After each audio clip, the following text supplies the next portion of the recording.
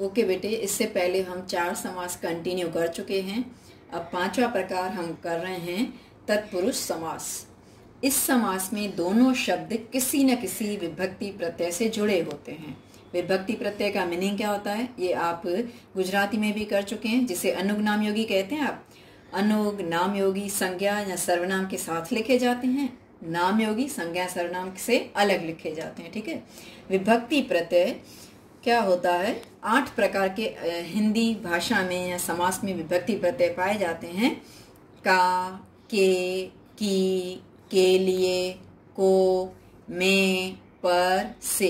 ये जब आप तत्पुरुष समास का विग्रह करने जाएंगे ना, तो इन 8 में से कोई न कोई एक विभक्ति प्रत्यय अर्थात लुप्त शब्द अवश्य पाया ही जाएगा।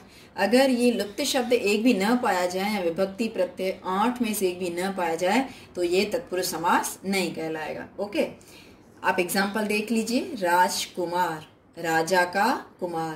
पहले हमने बोला राजकुमार, ये समस्त पद है। इसका विग्रह करने गए तब ऊपर जो 8 प्रत्यय दिए इनमें से कोई ना कोई एक आ गया, राजा का कुमार। तो ये जो का है वो क्या कहलाएगा, विभक्ति प्रत्यय। ओके। देशभक्ति, देश के लिए भक्ति। तो ये जो के लिए शब्द अंडरलाइन किया हुआ है ये क्या कहलाएंगे, प्रत्यय। पहला एग्जाम्पल है राजपुरुष, राज्य का पुरुष। राजधर्म, राजा का अथवा राज्य भी कह सकते हैं, राज्य का धर्म, राजा का धर्म भी कह सकते हैं। देवपुत्र, देव का पुत्र। राष्ट्रभक्त, राष्ट्र का भक्त। देश हित, देश का हित अथवा देश के लिए हित भी कह सकते हैं आप। एक के बदले दूसरा भी प्रत्यय उपयोग में लाया जा सकता है। सेवा निपुण, सेवा में निपुण।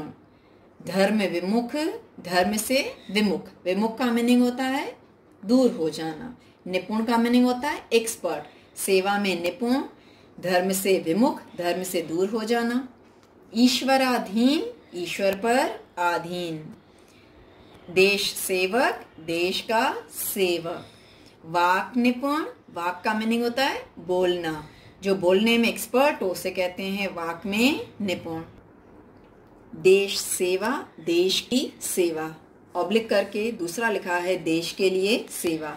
की, का, के लिए भी इसके बदले में यूज कर सकते हैं। ठीक है। छठा प्रकार है बहुव्रीहि समास। ये हमारा अंतिम समास है, ध्यान से देखें। इस समास में आए हुए पदों में से एक भी पद प्रधान नहीं होता। प्रधान का मीनिंग होता है मुख्य, तथा समस्त पद कोई अन्य कोई दूसरा गूढ़ अर्थ छिपा रहता है। गूढ़ का मीनिंग होता है बहुत ही गहरा या बहुत ही डीप। ओके। जैसे कि गिरिधर। अब इसको हमने देखो, समास में 2 पद तो पाए जाते हैं, 2 शब्द पहले ही बता दिया था इसकी डेफिनेशन में। अब इन दोनों को हम क्या कर रहे हैं, अलग अलग करके मीनिंग निकाल रहे हैं।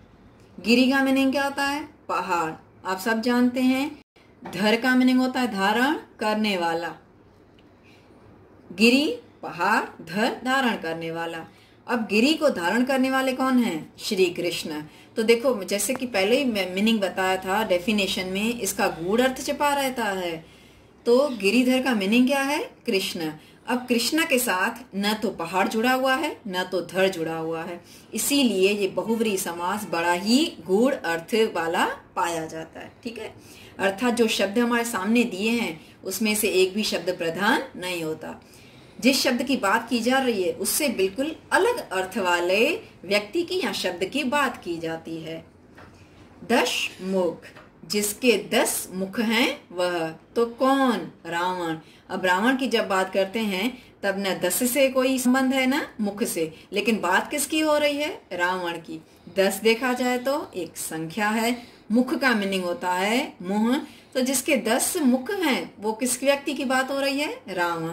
अर्थात इस 10 मुख शब्द के पीछे रावण नाम के व्यक्ति का गूढ़ अर्थ छिपा हुआ है। ओके। जल, ज, 2 शब्द हैं, जल और ज। जल का मीनिंग क्या होता है, पानी। ज का मीनिंग लेना होता है जन्म लेने वाला। जल में जन्म लेना, वह जो जल में जन्मा है वह। तो कौन, कमल। वीणा, पानी। वीणा का मीनिंग हाथ में वीणा, गिटार, और पानी का मीनिंग होता है हथेली। हाथ में वीणा है जिसके वह, तो वो कौन सी देवी है? सरस्वती। अर्थात वीणा पाणी शब्द में समास के अंदर किसका गूढ़ अर्थ छिपा हुआ है? माता सरस्वती का उल्लेख किया जा रहा है। हंस वाहिनी, हंस जिसका वाहन है वह, तो कौन? सरस्वती। आप साथ साथ नोट भी करते जाना। ये सब शब्द आपको ग्रामर नोटबुक में नोट करने हैं। स्कूल जब रीओपन्स होंगे तब आपकी चेकिंग की जाएगी और उसके अकॉर्डिंग कुछ मार्क्स भी दिए जाएंगे। ओके, तो साथ साथ आप नोट भी कर सकते हैं। 5वां एग्जाम्पल है नीलकंठ।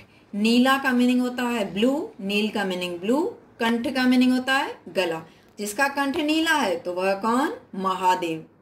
लंबोदर, लंबा उदर, उदर का मीनिंग होता है पेट। जिसका उदर लंबा है वह कौन? तो गणेश। 2-3 एग्जाम्पल और हैं, हम कंटिन्यू कर रहे हैं। गजानन, गज का मीनिंग होता है हाथी और आनन का मीनिंग होता है मुख, चेहरा।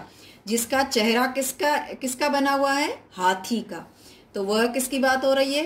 गणेश। अर्थात गणेश का यहाँ पे गूढ़ अर्थ छिपा हुआ है गजानन नाम के समस्त पद में। एक दंत, जिसने एक दांत धारण किया है तो वह कौन? गणेश। रतिकांत, रति नाम की एक स्त्री और कांत का मीनिंग होता है पति। रति का पति तो कौन? कामदेव, जो प्रेम के देवता माने जाते हैं। बंसीधर, बंसी का मीनिंग होता है बांसुरी और धर मतलब धारण करना। जिसने मुख पे बंसी धारण की है वह कौन? तो यहाँ पे कृष्ण की बात हो रही है।